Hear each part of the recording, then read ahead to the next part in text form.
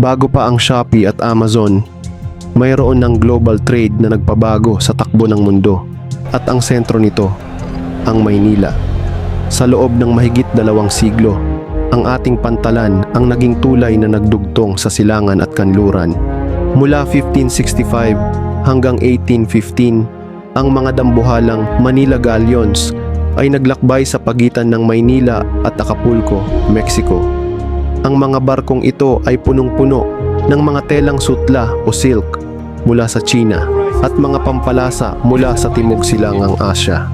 Kapalit nito, ang ilang toneladang pilak o silver mula sa Amerika na naging unang pandaigdigang pera.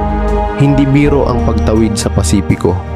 Ang paglalakbay ay tumatagal ng 6 na buwan sa gitna ng matitinding bagyo at sakit.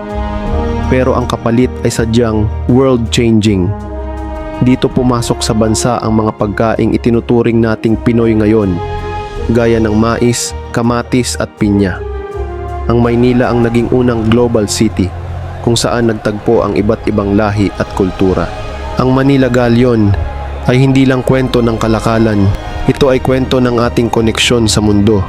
Kung ang dagat ang nagbuklod sa atin noon, ano kaya ang magbubuklod sa atin ngayon? Usisain natin sa comments.